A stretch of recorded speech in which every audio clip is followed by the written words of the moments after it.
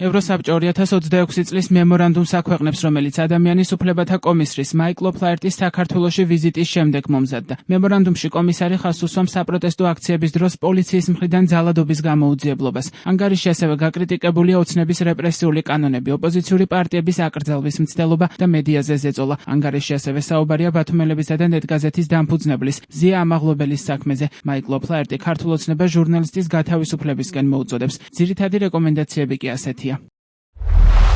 უზრუნველყოს საკანონმდებლო ინიციატივის დროული მიღება და მისი პრაქტიკაში ეფექტიანი განხორციელება, რომლის მიხედვითაც ყველა სამართალდამცავ პირს ეკეთება მკაფიოდ ხილული ინდივიდუალურად იდენტიფიცირებადი საიდენტიფიკაციო ნომერი. უზრუნველყოს, რომ მომიტინგეებისა და ჟურნალისტების წინააღმდეგ ჩადენილი ძალადობის ფაქტებზე პროკურატურის მიერ წარმოებული გამოძიებები იყოს სრულყოფილი, დროული და რეალურად დამოუკიდებელი და მოიცავდეს არამხოლოდ უშუალო შემსრულებელთა, არამედ ხელმძღვანელობის პასუხისმგებლობის საკითხების შესწავლასაც. გამოძიების ფარგლებში გააფართოვოს 2023 წლის მარტის, 2024 წლის მარტი-მაისისა და 2024 წლის ნოემბრიდან 2025 წლის დასაწყისამდე გამართული საპროტესტო აქციების დროს არასათანადო მოპყრობის შესახებ ყველა სარწმუნო ბრალდებაზე. უზრუნველყოს მომიტინგეების წინააღმდეგ ქიმიური ნივთიერებების შემცველი, წყლის ჭავლის გამოყენების საკითხის საფუძვლიანი დამოუკიდებელი და გამჭვირვალე გამოძიება. გადახედოს გააუქმოს ან არსებითად შეცვალოს 2025 წლის ოქტომბერსა და დეკემბერში მიღებული ცვლილებები შეკრებებისა და მანიფესტაციების შესახებ კანონში, ადმინისტრაციულ სამართალდარღვევათა კოდექსსა და სისხლის სამართლის კოდექსში. დაუყოვნებლივ აღასრულოს ადამიანის უფლებათა ევროპული სასამართლოს გადაწყვეტილებები მშვიდობიანი შეკრების უფლების დარღვევისა და სამართალდამცავი ორგანოების მიერ არასათანადო მოპყრობის შესახებ.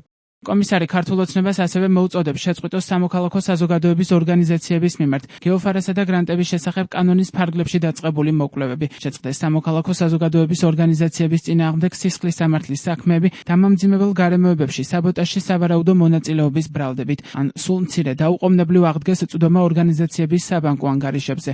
გაუქმოს გეოფარა 2024 წლიდან მიღებული ყველა ცვლილება გრანტების შესახებ კანონში და მაუწყებლობის შესახებ კანონში.